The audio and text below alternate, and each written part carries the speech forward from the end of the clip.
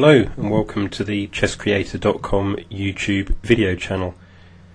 In today's video I'd like to present a few ideas for an alternative line in the French defence exchange variation. If you're a subscriber and you've watched my recent videos, you may be aware that a few videos ago I posted some general concepts and ideas that I thought were worth exploring in the French exchange. If you play the French or you've read anything about the exchange variation, you'll know that it can be very dry, very symmetrical and very drawish. If you're looking to grind out a draw in a competition or in longer time controls, that may well be what you want. But if you're looking for something different, something that perhaps creates imbalances and gives winning opportunities for both sides, particularly in short time controls, then perhaps this line is for you. So, for those of you that didn't watch that earlier video, the idea is that I'm presenting some concepts, some ideas, and I hope that people will try this line and submit PGNs and submit feedback of their own games to improve the line, and perhaps together we can create some kind of YouTube variation in the French exchange. So if you like the idea of being involved in this and you have some experience in the French defence, then I look forward to hearing from you. Anyway, this, as I said, this is a line in the French exchange, and it begins as follows: e4, e6, and really it can be any combination of white's next moves. White could play d4, but really I'm talking about when they play the exchange such as this. And I've chosen this game because of course once I started to research this line, no one has played the French exchange, so this is the first French exchange game that I had a chance to try this out. Now, as I said, the basic idea is that black develops with bishop d6, and the idea here is that instead of playing knight to f6, we develop the knight to e7, and that gives the opportunity to play f6, which prevents the rather annoying bishop g5, which very often pins the f6 knight to the queen. The other thing this variation looks to do is develop black's problem piece, which is the light square bishop, after playing knight e7 by developing the light square bishop to f5, where it's protected by the knight on e7. So they're the general concepts. As I said, this isn't a line that I've done a huge amount of research on. I'm not sure if it has an official ECO code. What I'm looking for is for people to look at the general concepts of the piece placement and hopefully run with those in their own games, and then hopefully submit PGNs or submit comments, hopefully polite comments, and together we can kind of develop this further. So anyway, this game continued as follows: castles, knight e7, rook e1, and I play f6. Game continues with c3, c6, d4, bishop d5. So here you can see I've basically played those moves that are the central theme of this line. I've played the bishop, dark square bishop to d6, which protects the knight. I've played the knight to e7 and developed the problem piece, the light square bishop, and I'm looking to trade that off at some point. So this game continued as follows: knight d7, knight bd2, queen c7, and here I have the opportunity to castle kingside or queenside. This was short time controls and really was playing to win. I decided to spice things up and castle queenside. Next few moves as follows: and here I'm looking just to trade off the light square bishop, which I do. Recaptures, castle long, and I'm basically looking to swing my rooks over to the king side and push forward these pawns. So this game continued.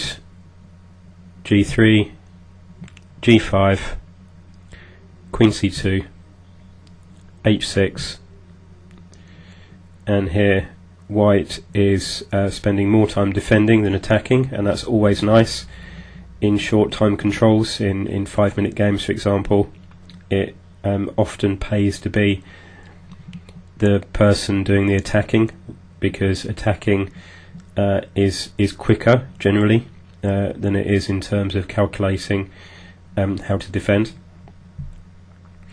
Here I'm just looking to push the pawns and try and rip open some weaknesses, some lines to the king. B4, white tries to generate some activity. G takes F4, and here this looks like white's hanging their bishop, but obviously they're not, because my bishop on D6 is also protecting my knight. Excuse me, but I'm quite happy with that, because after I get my rook onto the G file, I think I have an awful lot of pressure. So here white tries to muster some kind of attack, focusing some resources on D7. Here I just retreat the knight to drive the rook away for a moment, and then here, quite a nice move I think, rook G5 allows me to double rooks on the G file with tempo, which is always useful. White tries to defend the fragile bishop on G2, and I double my rooks.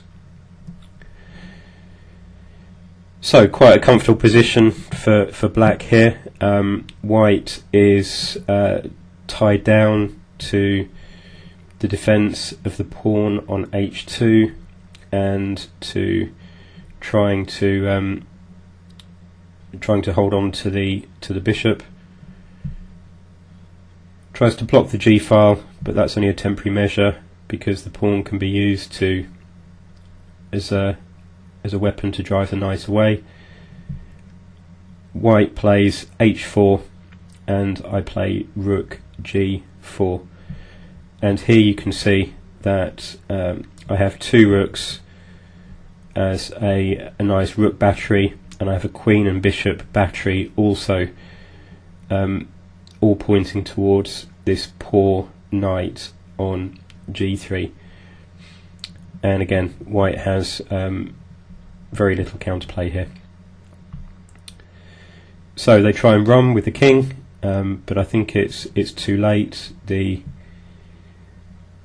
bishop takes knight, pawn recaptures, and rook recaptures, and I can't see a way to salvage the bishop on G2. There's just too much pressure. So the bishop falls. White brings his rook to E1 to stop it being lost, because I would have played, if he had not have done this, just rewinding, then I would have played check, picking up the rook, but this just delays it. Excuse me, this just delays the loss of the rook, because check, king moves, and queen G3 is pretty much game over, because after this move then I just capture the rook, and at that point I am significantly ahead in material, and white's king really can't escape, and at that point my opponent resigned. So anyway, the middle game and the end game were very, very comfortable for black, but as I said, the purpose of this is for people that are interested in playing the French defence and are looking for ways to avoid going into a symmetrical, dull and boring exchange French, I hope you will think about this concept. Once again, the concept is to be looking for a combination of bishop d6, knight e7, f6, sometimes, which is played as a response to white playing their dark squared bishop to g5, c6, bishop f4, knight bd7 and queen c7. Obviously you're not going to get the luxury of playing this in every game. This is the general idea. It gives you the option to castle kingside or queenside depending on your preference and the type of game you're looking for. So if this is useful and you find it interesting, please give me a thumbs up, particularly if you're a French player. Please feel free to try this out, and if you do so, I'd love to receive your PGNs, irrespective of whether it's win, lose or draw. If you have ideas or thoughts on how the line can be developed, or you're familiar with master games or grandmaster games featuring this, then also please send them to me. In the meantime, I hope it helps improve your chess, and I look forward to talking to you again soon. Thanks very much, and don't forget to subscribe. Thanks.